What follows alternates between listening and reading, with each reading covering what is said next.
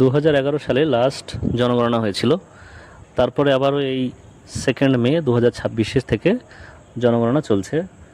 তো আমার ডিউটি কোথায় পড়েছিল সেটা দেখুন। এটা হচ্ছে বিহার ভাগলপুরের একটা অংশ। মাঠের মাঝখানে আমার ডিউটি, মানে আমার যে জায়গায় ডিউটিটা পড়েছে সেটাকে বলা হয় বেচিরাগি। বেচিরাগি মানে এমন জায়গা যেখানে খুব একটা জনবসতি নেই, মানে চিরাগ জ্বলে না, বাতি জ্বলে না, এরকম একটা জায়গা। তো এইখানে আমার ডিউটি। আমি এই ঘরটার গণনা করতে এসেছিলাম। তো ঘরটার কি অবস্থা দেখুন, জাস্ট চাল আছে, চারিদিকটা খোলা। হ্যাঁ, এতেই বাবা মা ভাই বোন সব থাকে। মাত্র 2টো বেড দেখলাম আমি আছে, আর কিচ্ছু নেই বাড়িটাতে। কিন্তু ওই জায়গাটা কিন্তু এনার নিজেরই, তিনি চাইলেন একটা ভালো ঘর করতে পারেন, বাট উনি করবেন না। আর এই যে বাড়িটা এখানে যাচ্ছি, এর পাশে একটা এই যে এখানে দরগাতলা আছে, ওখানেও যাব, মাজার যেটাকে বলে। কিন্তু কথা হচ্ছে যে যাওয়ার কোনো রাস্তা নেই। বর্ষার সময় আপনারা ভেবে দেখুন কীভাবে এরা যায়, যাওয়ার কোনো রাস্তা নেই। তারপরে এরা মাঠের মাঝখানে সব ঘর করে করে রয়েছে। মানে একটা আলাদা রকমের আমি জায়গা দেখলাম, যে যেখানে একটা সাইকেল মতো যাবে না সেখানে ওরা ঘর করে বসে রয়েছে। এটা হচ্ছে সেই দরগাটা। এখানে আমি এসেছিলাম দুপুরবেলাতে, একটু ভয় লেগে গেছিলো। তার কারণটা হচ্ছে দুপুরবেলার টাইম ছিল একেবারেই 12টা-1টা বাজে, আর সেই সময় হঠাৎ করে এখান থেকে কিছু পাখি উড়ে যায়। তো একটু ভয় পেয়ে গেছিলাম, যে দরগাতলা তো সেই জন্য।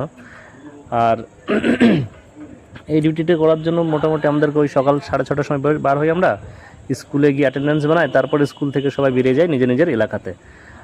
তারপরে ডিউটিটা চলে মোটামুটি 1টা-2টো পর্যন্ত, প্রয়োজন অনুপাতে, কখনো কখনো 4টে হয়ে যায়। এই বাড়িটা না দেখে মনে হচ্ছিল যেন রং টান সিনেমাতে যে ঘটনাগুলো দেখেছিলাম সেই ধরনের একটা বাড়ি।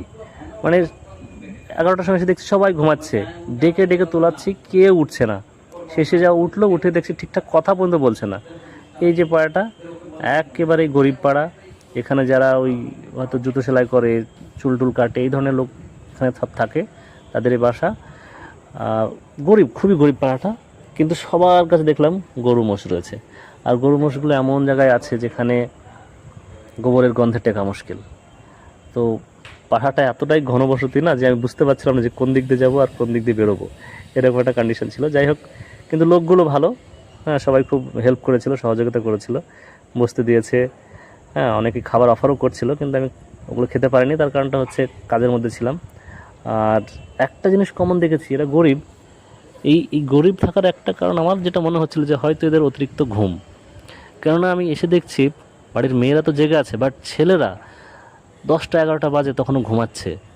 আর সেই যে ঘুম, ডিপ ঘুম, ভাবতে পারবেন না, যখন ঘুম থেকে উঠছে না, দেখা যাচ্ছে যে ঠোঁটের 2 সাইডে একদম সেই লালা বেরিয়ে পড়েছে, একদম ঘেমে ভর্তি, তারপরে ঘুমাচ্ছে।